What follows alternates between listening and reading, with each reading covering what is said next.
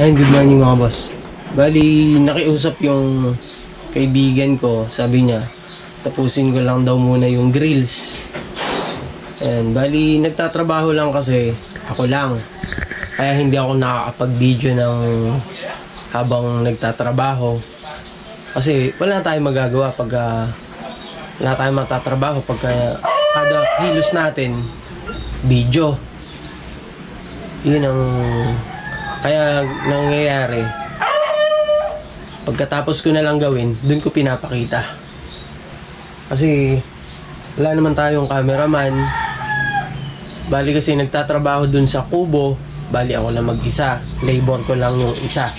Nakasama tayong isang labor. Yun. Tapos puputol siya. Gagawin ko. Welding ko. Yun. Kaya hindi ko talaga lahat mapakita kung paano ko tinatrabaho yung isang bagay. Ganyan. Or isang ginagawa ko, hindi ko ma-focus dun yung pagbibideo ko. Kasi ako yung nagtatrabaho. Hindi naman ako yung puro video lang ako na may nagtatrabaho. Hindi ko. Ako yung mismong nagtatrabaho.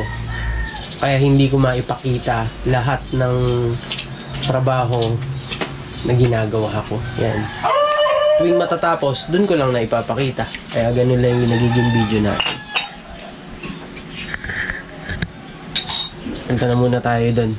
Tapusin lang natin yung grills, tapos pwede na natin simulan yun sa metals. Sila Tito Alan, yun yung gagawa dun sa baba ng dike. Sisimulan na natin ngayon linggo. Hintayin lang natin yung mga materyales. Ayan mga boss, bali hindi pa nalilinis dito dahil nga hinihintay tayo. Ngayon patapusin na natin yung ginagawa natin dito. Tapos nakalagay na rin yung mga bintana niya. Ayan, lalagyan din natin ng grills to. Yun dun sa harap. Ayan, yung dalawa na yan. Tsaka yung isang malaki dun sa pinakaharap niya. Eto, yun nga, hindi pa sila makapaglinis dahil nga magagawa pa tayo dito. Tatanggalin muna yan para hindi maanohan sa welding. Tapos na-primer na ni Edwin nung hindi tayo pumapasok dito. Ayan. Ayan siya. Trabaho muna tayo mga boss. Bali ako lang mag-isa kasi kaya hindi tayo makakapag-video kung paano yung pag-proseso ng pagtrabaho natin dito. Papakita ko na lang mamaya. Ayan mga boss, hindi natin mai-video kasi ako lang mag-isa. Natapos na natin yung dito, yung pinaka-design niya, yung mga paganyan. Pinupull weld na lang natin. Hindi ko alam kung ano yung papalagay niya ron sa taas. Kasi unang usapan namin dyan, liso or plain sheet. Ayan, pati yan dito. Ngayon, hindi ko alam kung anong yung ipapalagay niya. Ipupull weld ko muna. Tapos habang hindi siya lumalabas para makapagtrabaho muna. Yan. Siguro mamaya makapananghali tawagin ko si Edwin para mapag-grind ko yung mga winelding ko. Yan. Wala, ako lang mag-isa. Yan, lahat dyan.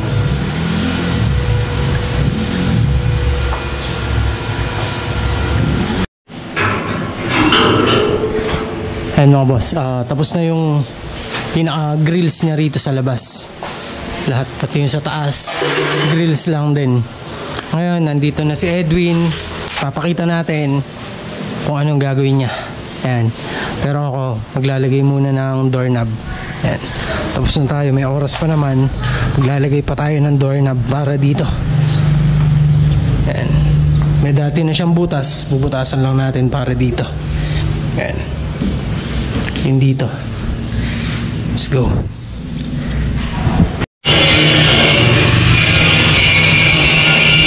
Ayun siya mga boss. Nag-grind si Edwin. Nag-grind niya na para ma-primeran. Malibahan lang mag-grind dyan. Kaya naman ilalagay natin yung doorknob tsaka yung pinaka-deadlock.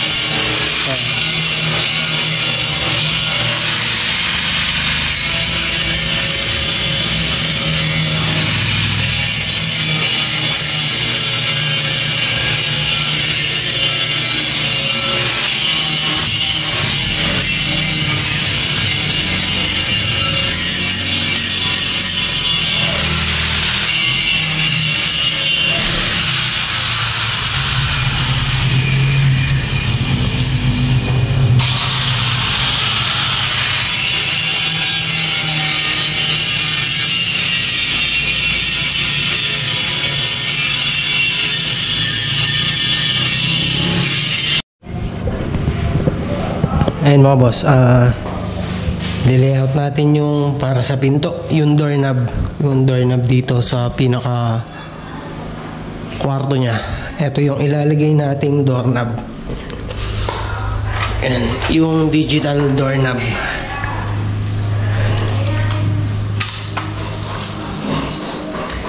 Ilalagay natin.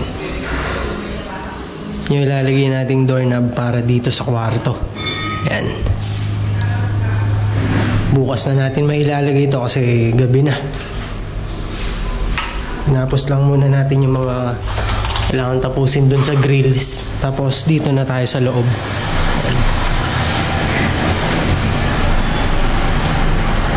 Ayan. Tapos tayo na maglalagay nung center light niya rito. Dito po yung center light niya. Tayo na maglalagay bukas niyan. Pagka nayari natin yung doorknob, yun na ilalagay natin.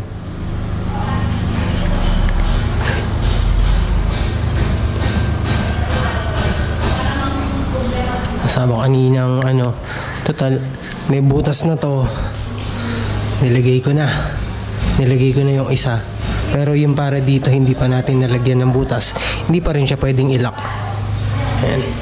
Pero nilagay ko lang yung pinaka mga handle niya tsaka deadlock. Ayan.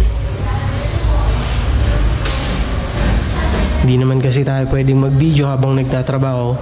Medyo nakakahiya dahil araw lang tayo rito.